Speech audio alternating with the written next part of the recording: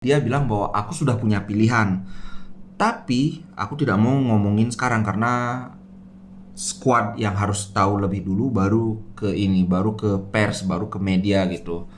Jadi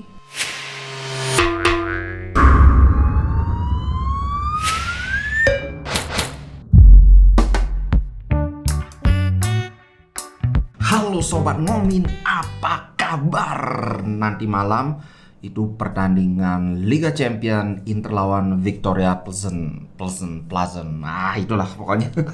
Ini klub jagoan, tapi jagoannya di Liga Ceko. Jadi sekilas sekilas loh ya, mestinya sih nggak ada masalah buat Inter. Tapi seperti kita tahu dulu juga lawan Lecce, sekilas mestinya nggak ada masalah. Tahu-tahu kita harus nunggu sampai menit 90 berapa itu, 95 baru ngegol, gol kemenangan kan. Jadi apalagi ini Liga Champion, kita nggak bisa ngomong secara teori aja. Aduh, sudah banyak sekali kejadian tim-tim semenjana itu malah menghajar tim yang besar. Apalagi Inter kan, walaupun kita habis menang lawan Torino, ya kita harus akui kita tidak sedang baik-baik saja gitu loh. Cuma mereka juga sedang tidak baik-baik saja karena habis dibantai sama Barcelona. Oke, dan ini juga rupanya ada lumayan panas juga nih, ada war-nya dikit-dikit. Contohnya kata si midfieldernya, si Lucas Calvah, dia bilang Inter itu nggak sekuat biasanya tanpa Lukaku. Lebih gampang main lawan Inter dibandingkan main lawan Bayern Munchen dan Barcelona. Terus ditambahin dikit belakangnya, ya tapi tetap sulit gitu, biar nggak terlalu kesannya meremehkan kan. Ini kan agak nyenggol dikit kan. Wah, lebih gampang lawan Inter daripada lawan Bayern Munchen atau lawan Barcelona. Tapi jangan keburu emosi dulu, karena kalau kita mau lihat secara objektif, ya emang bener sih. Cuma ini ya anggap aja apa ya, kalau pertarungan UFC itu kan ada, wah ini wah gampang aku akan bikin KO segala macam. Ini levelnya masih jauh sekali dari itu kan, jadi nggak usah terlalu diinikan, nggak usah terlalu diambil hati. Apalagi pelatihnya si Victoria, si Michal Bilek itu bilang skuad Inter itu tanpa kelemahan, kekalahan lawan Bayern tidak mempengaruhi mereka ya. Kalau ini menurutku agak berlebihan sih pujiannya. Kalau bilang Inter tanpa kelemahan itu, justru kelemahan Inter banyak. Sempat kita bahas soal kondisi lapangan tengah kita, kondisi trio Habibi kita yang belum kembali ke performa terbaik. Kemudian sayap kiri kita yang juga sangat mengalami penurunan selepas ditinggal Perisic. Kemudian sayap kanan kita si Dumfries yang di awal musim tampil sangat gacor, tapi kemarin sudah kelihatan banget dia kelelahan. Kemungkinan nanti dia tidak main, tapi di beberapa prediksi semua menjagokan Dumfries akan main. Nanti kita akan bahas lebih lanjut soal itu. Oke, kemudian sebelum membahas soal taktik di lapangan nanti bagaimana jalannya pertandingan, ini mau aku update sedikit soal Skriniar. Soal guru-guru Skriniar ini, kemarin itu aku sempat beberapa kali memuji Skriniar bahwa terkait transfer dia, rumor transfer dia ke PSG, dia sama sekali tidak ada komentar. Menurutku ini sangat sangat bagus, karena biasanya banyak pemain itu selalu tergoda untuk cuap-cuap. Dia sama sekali tidak ada ini. Dia malah bilang di konvers dia, my future, the fans know me, I give everything for this shirt like I always have. Jadi tentang masa depan, pokoknya fans itu sudah tahu saya orangnya kayak gimana. Saya selalu memberikan segalanya untuk jersey ini, shirt ini, baju ini, maksudnya untuk Inter Milan. Menurutku ini walaupun dia tidak secara terang-terangan bilang no saya akan bertahan, tapi dia juga nggak bilang ini, pokoknya saya fokus di lapangan, nggak mau ngurus yang lain-lain kan. Ini menurutku sangat sangat bagus daripada ngomong ya saya tawarannya sangat menarik. Karena tahu sendiri media itu ngomong A masuk berita itu bisa A B C D E yang tembus, yang keluar gitu loh. Jadi mending nggak usah ngomong. Atau dia juga nggak bilang secara terang-terangan bilang saya akan bertahan di Inter, karena ya negosiasinya belum jalan, belum kelar. Ini masih jauh lebih baik daripada salah satu pemain kita yang bilang akan bertahan di Inter, tahu tiba-tiba pindah ke Chelsea, you know who. Nah, itu soal Skriniar. Ini katanya gosipnya, ini baru gosip ya, dari pihak Skriniar meminta 6,5 juta per tahun tambah bonus. Jadi 6,5 juta itu belum termasuk bonus. Aduh, kok gatel. Dari pihak Inter menganggap itu terlalu banyak, tapi ada juga kabar bahwa Inter menawarkan 7 juta. Nah, mana yang benar ini kita belum tahu, karena dari manajemen sudah menjadwalkan negosiasi ini akan dirampungkan saat jeda internasional. Menurutku bagus. Jangan negosiasi pada saat masa-masa genting gini, biar fokus pemain itu tidak terganggu. Seperti omongnya Skriniar, aku cuma fokus dengan urusan di lapangan, yang lain-lain itu aku nggak mau tahu gitulah. Karena ya betul kan, rugi punya agen kalau dia harus tetap mikirin wah gimana nih kontrak aku sebenarnya minta gaji berapa nih, wah pokoknya no, fokus di lapangan.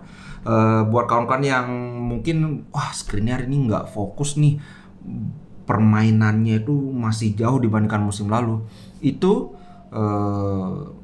masih ada kaitannya dengan kondisi dia yang memang belum 100%, karena cedera dia cukup serius sebelumnya. Jadi berkali-kali aku bilang kayaknya bukan masalah kepindahannya ke PSG yang bikin Skriniar ini kan memang belum kembali ke performa terbaiknya. Tapi tetap kalau kita harus jujur, di antara trio back kita, Bastoni, De Vrij, Skriniar, Di Marco lagi yang ikut-ikutan jadi center back, D'Ambrosio lagi kan, tetap masih Skriniar yang paling bagus secara bertahan loh ya, secara defensif. Kalau ketika fase menyerang, arguably Bastoni dan Di Marco memang kekuatan mereka di sana. Skriniar tidak terlalu bagus di fase menyerang kan, tapi kalau di fase bertahan kayaknya susah untuk diperdebatkan. Memang Skriniar yang paling bagus kan, walaupun ya harus diakui juga memang benar dia belum kembali ke performa terbaik dia seperti di musim lalu gitu. Oke, itu tentang rumor transfer segala macam. Sekarang kita bahas pertandingan nanti malam. Aku banyak membaca prediksi pertandingan. Ini yang paling bagus sih aku lihat dari bola.net. Kita belum pernah ketemu Victoria Pleasant, jadi tidak ada rekor histori pertandingan. Cuma kalau dari segi formasi mereka pakai 4-2-3-1. Ini sama dengan formasinya si AC Milan. Sedangkan Inter kita 3-5-2 yang belakangan ini sangat sering bertransformasi jadi 3-4-3. Tidak akan aku bahas terlalu banyak soal 3-4-3 ini, nanti aku akan bikin konten tersendiri tentang itu. Soal siapa yang akan jadi starter, kita mulai dari belakang ya. Banyak orang-orang yang mengatakan wah ini Onana, karena Onana kemarin kan tampil bagus melawan Bayern Munchen kan. Seolah-olah ada pembagian bahwa di Liga Champion itu yang main si Onana, tapi kalau di Liga Serie A itu yang main Handanovic. Nah, ini dibantah langsung oleh Simone Inzaghi. Tidak ada pembagian seperti itu. Tapi di sisi lain Inzaghi juga dia tidak bilang bahwa nanti Liga Champions itu yang main Handanovic. Instead dia bilang bahwa aku sudah punya pilihan, tapi aku tidak mau ngomongin sekarang karena squad yang harus tahu lebih dulu, baru ke pers, baru ke media gitu. Jadi menurutku masih ada kemungkinan besar Onana yang tampil, walaupun tidak 100% ya, karena kita sama-sama tahu siapa man of the match kita lawan Torino, ya Handanovic. Makanya ini buat kawan-kawan yang bilang Handa out, suruh jadi pelatih kiper aja. Tidak sederhana itu bro. Jadi ini contohnya bagaimana penampilan Handanovic menggila saat lawan Torino. Inilah contohnya bahwa sepak bola itu tidak sesederhana bacotnya netizen. Jadi gitulah, makanya kita memang secara teori, secara di atas kertas ya kita sama-sama setuju Onana lebih bagus daripada Handanovic, tapi kemampuan teknis, skill itu bukan segalanya di dalam pertandingan sepak bola.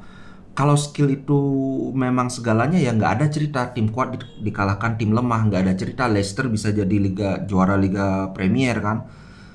Maka dari itu ya slow down, jangan terlalu cepat-cepat menghakimi, jangan terlalu cepat-cepat Inzaghi out, aduh, slow down gitu loh.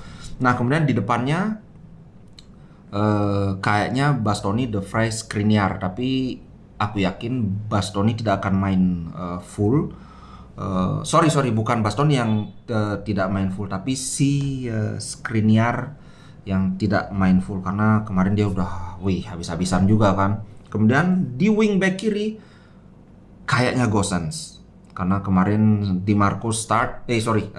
Darmian start decent, but Di Marco main dari center back nggak bagus. Jadi kemungkinan Inzaghi akan mencoba kombinasi lagi antara Bastoni dengan Gosens. Di tengah Habibi, Barella kemarin memang dia tampil penuh, tapi Barella ini kan menurutku di Inter itu sekarang ada dua pemain yang staminanya paling oke, yaitu Brozovic dan Barella. Barella kemarin dia memang main 90 menit, tapi kan sebelumnya dia absen, jadi dia masih lah punya cadangan Pertalite di tangkinya untuk main lagi lawan Victoria Plzen. Cuma kemungkinan Brozovic kayaknya nggak akan main full. Aslani pasti main karena 3 hari kemudian kita udah bertandang lagi lawan Udinese. Yang ngomong-ngomong Udinese ini lagi gila-gilaan ini. Laju mereka tuh harus segera dihentikan, kalau nggak gitu mereka terus meroket nanti dia kayak ekonomi Indonesia. Jadi itu untuk tengah ya, kayaknya sih masih Hakan, Brozovic, Barella. Kalaupun ada yang tidak main di antara trio Habibi ini, mungkin Hakan yang akan main itu mungkin Mkhitaryan. Kalau Aslani sih kayaknya kecil kemungkinan dia jadi starter, tapi aku yakin Aslani pasti main. Entah dia menggantikan Brozovic kemungkinan besar, atau mungkin dia menggantikan Barella.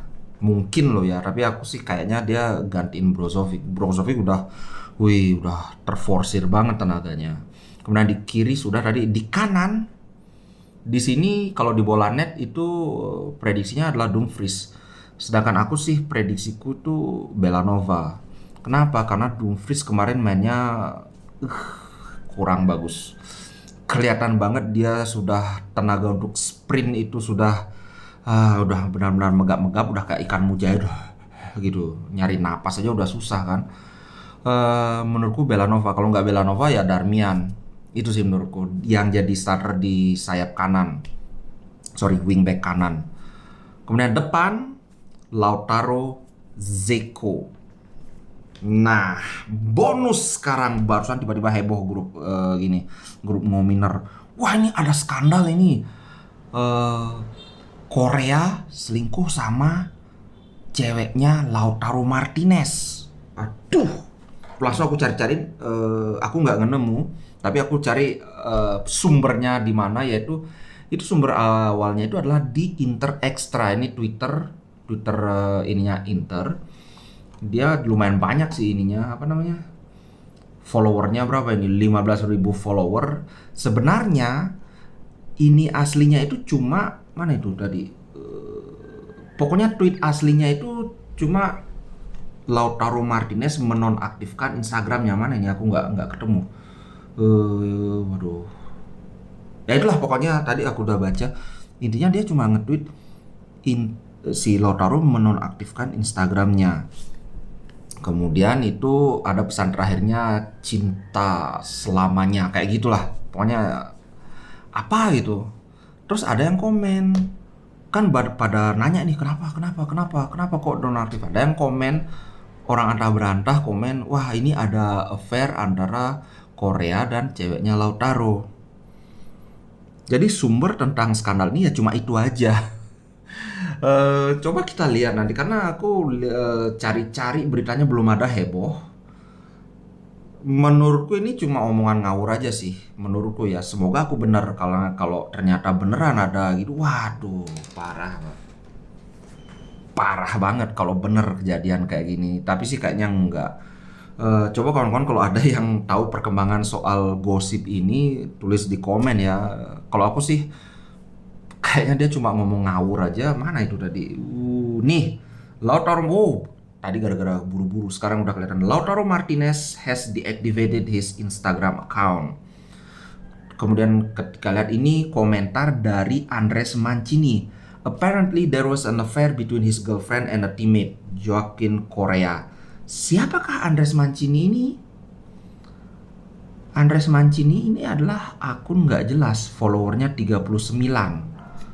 Dia itu apa, orang Italia, dari apakah dia influencer? Nggak jelas ini orang siapa. Jadi selain dari si Andres Mancini, aku nggak ngelihat ada sumber lain dia ngomong soal ada selingkuh-selingkuhan itu. Kalau si istrinya Totti ya beneran, karena itu sudah Totti sendiri yang ngomong. Gimana nih menurut kawan-kawan, beneran nggak? Kayaknya nggak bener ya. Ini cuma orang asal jeplak aja sih. Semoga. Soalnya gawat nih bro, kalau beneran bro, waduh, ini kekompakan ini, aduh, jangan sampai ada krisis yang aneh-aneh kan. Oke guys, sekian dulu untuk konten kali ini. Sampai jumpa nanti malam buat kawan-kawan yang hidup di Indonesia bagian barat, jam 23.45. Buat anak-anak Wita, anak-anak Wit ya sesuaikan lah, tambah 1 jam, tambah 1 jam. Sedangkan aku ya tentu saja seperti biasa kita live reaction. Apa mungkin pinginnya kayak kemarin ya, kita isi ini live dulu ngalor ngidul sebelum pertandingan, baru kemudian lanjut dengan pertandingan. Coba komen ya. Kalau live reaction aja, jadi kalau pertandingan itu mulai jam 00.45, berarti kemungkinan aku mulai live dari jam 12. Gimana, coba komen ya, maunya gimana loh. Saya serahkan pada kalian.